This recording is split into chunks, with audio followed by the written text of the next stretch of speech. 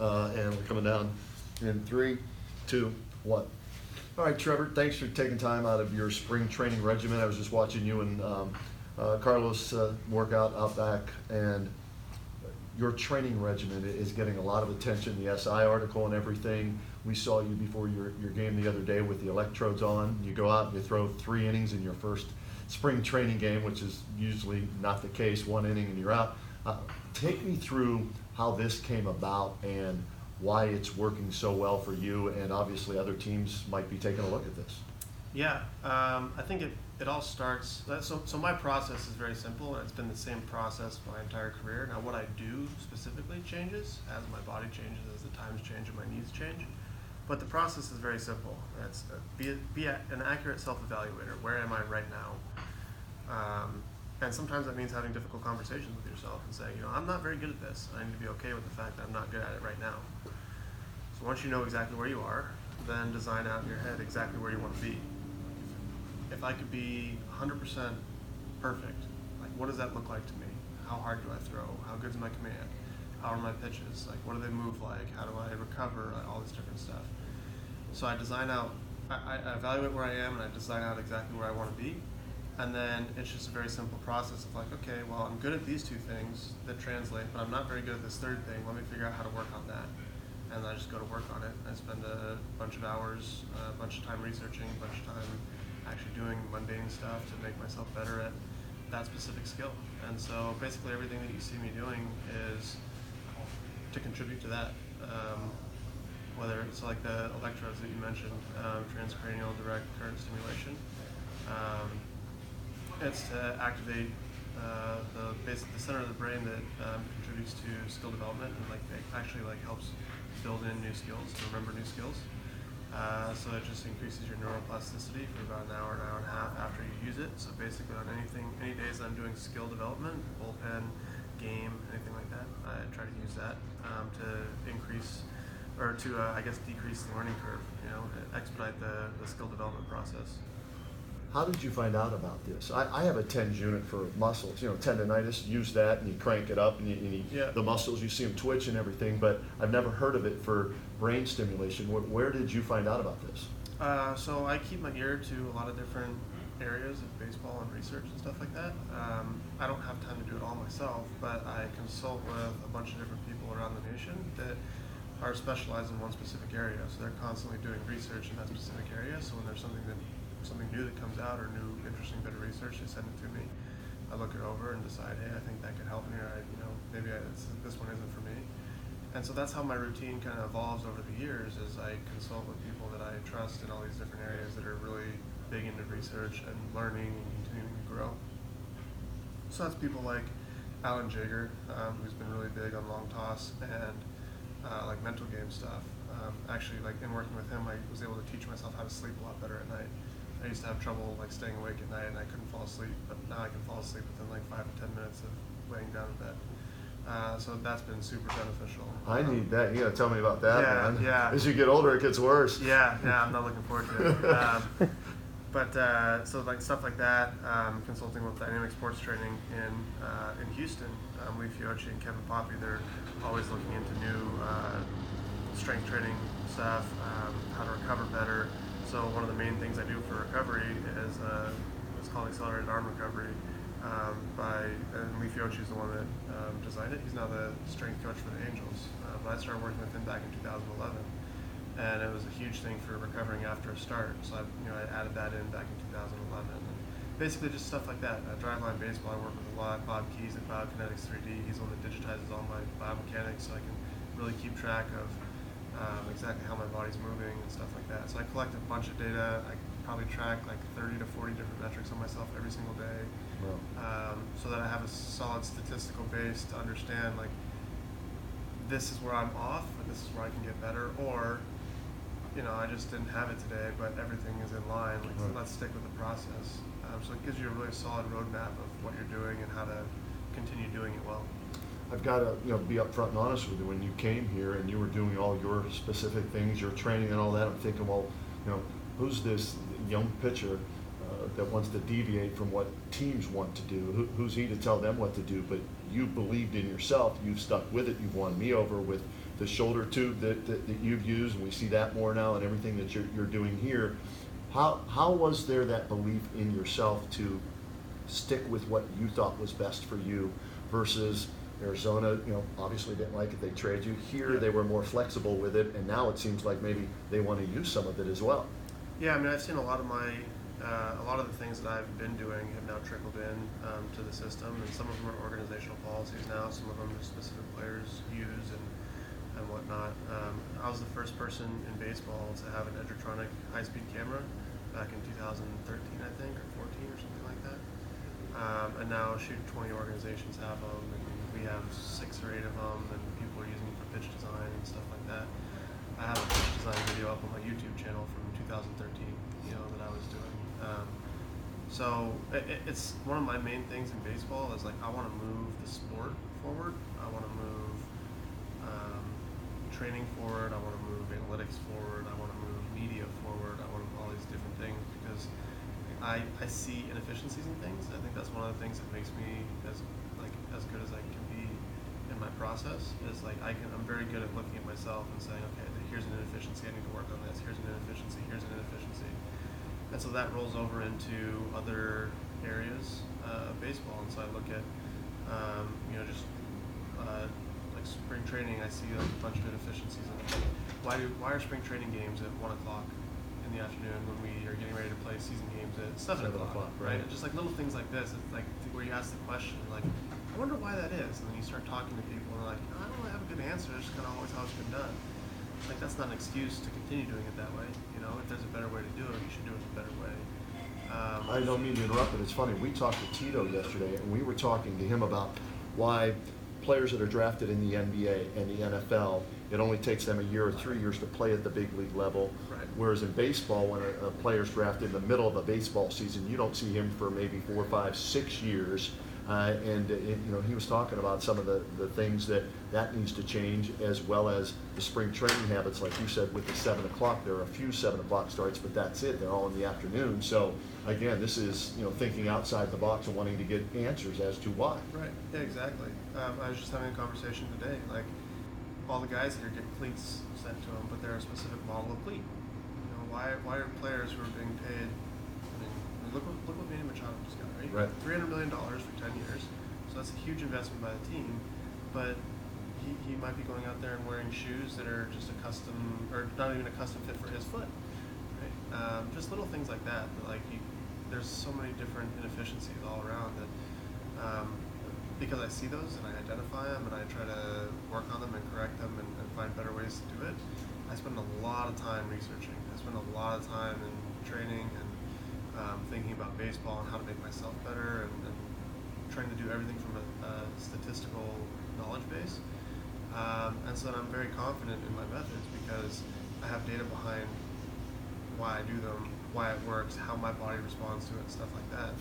And so my whole life, I've been doing this stuff since I took a physics class in 9th grade. Like my high school coach didn't like me very much because I did stuff that he was different, and I went against what he was telling people to do. Right. But I had better information, and then that just has been the case in all different areas of my baseball career at varying points along the way. And so I've just gotten very used to okay, I'm gonna take a lot of arrows in the back as the first one through the door on pushing these new methods, but I'm very confident that this is the way forward. And then when I link up with other training facilities, other players, other organizations that believe in that, then we can all kind of help push the game forward and bring it into the new age, really. I mean, baseball's antiquated. There's a lot of things that are still being done that were done 40 years ago that are still being done for no good reason, just because that's how you do it this spring. And hey, that was pretty good last spring, so we're going to do it again. And then you push it 40 years down the road, and there's better ways to do things now.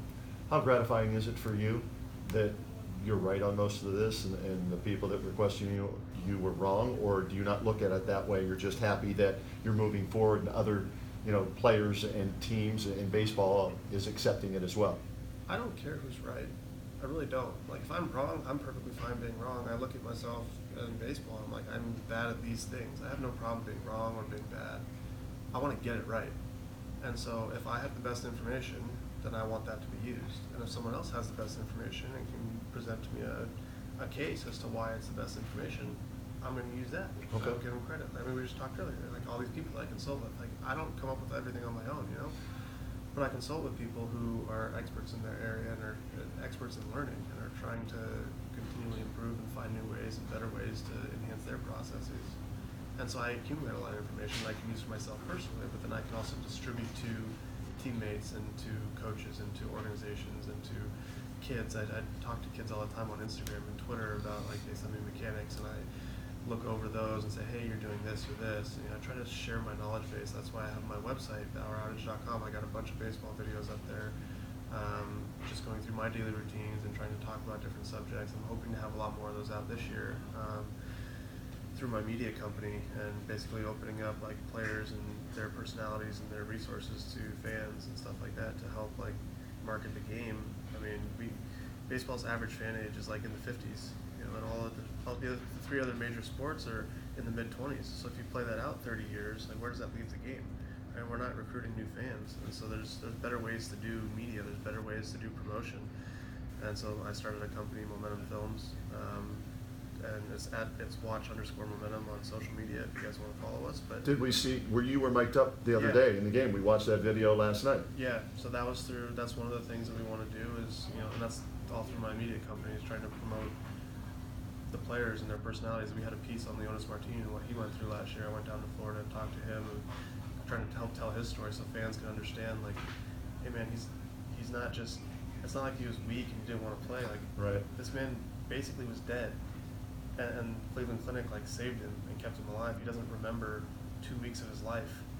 Like, it was a lot more serious than just like, oh, he's got the flu and he's sick and now we got eliminated in the playoffs. Like, it's bigger than that, Right. But if no one's out there telling those stories, then the players don't get that get that out there. So that's one of the things I want to do in media, is to help push that forward. But it's all just trying to push baseball in a direction that's more enjoyable for fans, more enjoyable for players, more marketable to outside companies, and it's good for everybody. What's your end game? And hearing you talk about all of this, and you're still a pitcher, on the Indians, trying to win games for them, win a Cy Young, which you were close to last year. If you don't get hurt, great chance that that happens. What's the end game for you? You sound like a perfectionist. So what's the perfect ending for Trevor Bauer? I pitched on 45. I win multiple World Series, and Cleveland's World Series drought. I pitch every fourth day for a sizable amount of years. Baseball, first and foremost, there's a lot of things that I want to accomplish in baseball, centered around helping the game move forward and proving that it can be done. As kind of using myself as a guinea pig. Off the field, I want to be a billionaire. Just to say that I did it. I really don't care about the money as much. It's mostly about just personal achievement and like how much can I push myself and how much can I achieve if I work hard and set my mind to things. Like, my dad did a really good job raising me that you look at the long term and you plan for the long term, and you don't just look at like short term gratification. So a lot of my goals are very long term goals, 20, 30-year goals. And that really helped me. Like, I was picked on a lot as a kid. I didn't have a lot of friends. Like, I didn't really like myself until my junior year of high school. I was always questioning like why no one liked me and why I didn't have any friends, why whatever, and then I became okay with myself and became okay with like just being me, and then like I've been a lot happier since then. I want to push that narrative and help kids coming up understand that like they can be themselves and they can do whatever they set their mind to, through hard work, having character, integrity, treating people well, stuff like that. So I want to be a billionaire just to be able to say that I did it and like show that you can get to the highest level with just working hard. I'm not the most athletic person. I got to where I am because I spend a ton of time working at it. And I want to do the same in business. I want to have a family. I want to be a good father. I want to be a good grandfather. Try to be a good son. Try to be a good friend. Make basically the people that I care about, the people I'm around, I want to make their lives better in a lot of different ways that I can help with. Well, you're achieving some of those now, and 45, you still want to sign 1-year contracts all the way until you're 45. What's the basis of that? This is a personal question for me. What's the basis of that? There's a lot of things behind it. I want to win. like first and foremost, I want to win. So you look at some of these guys like that, they'll sign 7 or 8 year contracts, 10-year contracts, right? But then if the team isn't in contention for a certain amount of those years, it's very hard to stay as an organization to stay in contention for 10 straight years. Like, it's not very often you see the Atlanta Braves, that win the division 15 years or whatever it was in a row. So signing 1-year deals allows me to kind of tailor fit where I go. I'm always on a contender, whether the team I sign with that year is in contention or if I get traded at the deadline. So it's I want to win World Series. I want to pitch a lot. If you sign a long-term contract, then there's a lot of risk involved for the team if you get hurt. But if I sign 1-year contracts, then the risk is basically all on my side, and so they're a lot more likely to let me pitch every 4th day, which is a personal goal. To let me make 44 starts a year. To let me, I want to try to get to 300 wins. Cause I think everyone says it can't be done Right anymore. now, Not that wins matter, but it's just something that I grew up romanticizing old school baseball, and like 300 wins was the mark, and that's I like that type of baseball. I want to start, I want to win, I want to pitch complete games, stuff like that. And so if I assume more risk and limit the downside for the team, then they're a lot more likely to do that. It also gives me a chance to spread my knowledge that I've accumulated to a bunch of different organizations, players, front offices, coaches, whatever, so that I can help push baseball forward. And then as far as the players as a whole, if I sign 1-year contracts, I can sign for a higher annual average value, and that helps move the market forward. So players behind me have a better environment because of me. So the game is better for players when I leave than it was before I was here. Great stuff, Trevor. We really appreciate the time. Continued success. Keep doing what Trevor Bauer is doing, and we'll talk to you again throughout the year down at Progressive Field. Awesome. Thanks. Thank you, man. Great stuff. Appreciate it. Yeah.